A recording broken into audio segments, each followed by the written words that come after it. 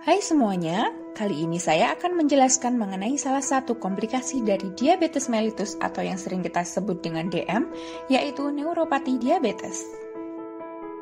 Tapi sebelumnya, kita review tentang DM dulu ya. Diabetes adalah penyakit kronis yang ditandai dengan tingginya kadar gula atau glukosa dalam darah. Ada beberapa gejala dari diabetes, yaitu sering merasa lapar, sering lelah, sering haus, sering kencing, mual, pandangan kabur, berat badan yang turun secara tiba-tiba, adanya masalah seksual, serta luka yang lama sembuh. Terapi untuk penderita diabetes meliputi yang pertama, yaitu dengan obat medis, seperti metformin, glimepiride, akarbose, dan lain-lain. Yang kedua adalah dengan memonitor gula darah. Bisa dimonitor dengan gula darah sewaktu, gula darah puasa, gula darah 2 jam setelah makan, serta HbA1c. Serta bisa diobati juga dengan pil maupun injeksi insulin untuk penderita diabetes yang sudah tidak mempan lagi diobati menggunakan obat medis biasa. Nah, prevensi supaya terhindar dari menderita diabetes yaitu bisa dilakukan dengan yang pertama, makan makanan yang sehat, yaitu makanan yang bergizi sempurna. Yang kedua yaitu dengan menjaga berat badan. Jaga berat badan tetap ideal supaya tidak overweight maupun obesitas. Yang ketiga adalah dengan mengontrol makanan. Jangan terlalu banyak makan makanan fast food atau cepat saji. Kemudian yang keempat adalah dengan melakukan aktivitas fisik yang teratur. Yang kelima adalah tidak merokok maupun mengonsumsi alkohol. Dan yang keenam adalah melakukan screening secara teratur untuk kadar gula darah. Apabila penderita diabetes tidak diobati secara tepat dan cepat, maka bisa terjadi penyakit yang lebih lanjut atau sering disebut dengan komplikasi. Nah, komplikasi dari diabetes itu meliputi yang pertama adalah gagal ginjal, penyakit cerebrovaskular, retinopati diabetes, kaki diabetes, neuropati perifer, serta gagal jantung. Oke, untuk kali ini kita akan membahas mengenai neuropati perifer atau yang sering disebut dengan neuropati diabetes.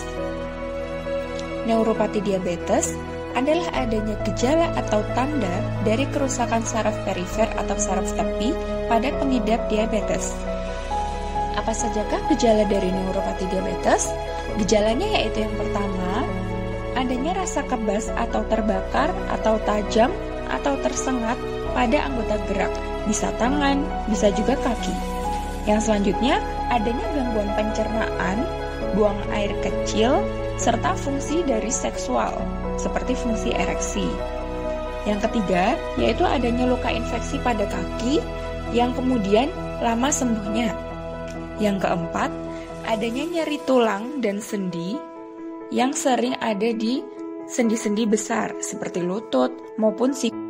Keluhan pada ekstremitas yang merupakan gejala klasik dari neuropati perifer bisa dijabarkan lebih lanjut menjadi nyeri kesemutan, terbakar, tersengat listrik, tertusuk jarum atau tersengat serangga, gangguan tidur yang biasanya muncul sekitar pukul 2-5 pagi yang disebabkan oleh nyeri kaki dan tangan yang kedinginan, serta tidak mampu merasakan tekanan atau perubahan suhu, kesusahan dalam berjalan, serta jatuh secara tiba-tiba.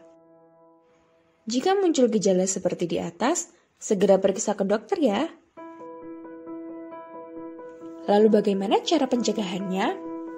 Cara mencegah neuropati diabetes bisa kita lakukan dengan 1. Kontrol gula darah.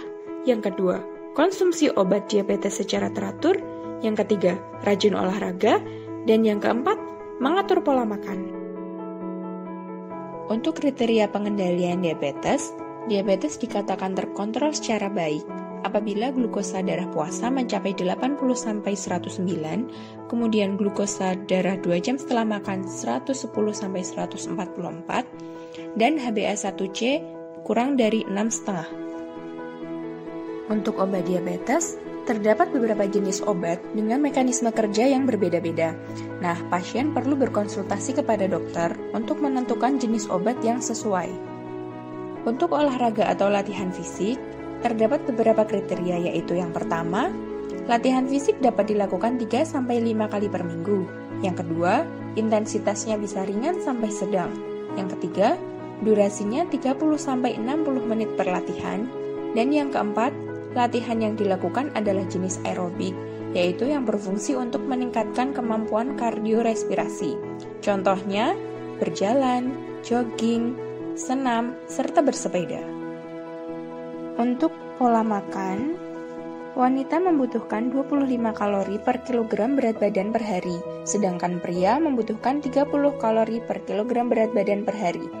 Nah, pembagian dari kalori ini bisa dibagi menjadi 3 porsi besar serta 2-3 porsi makanan ringan.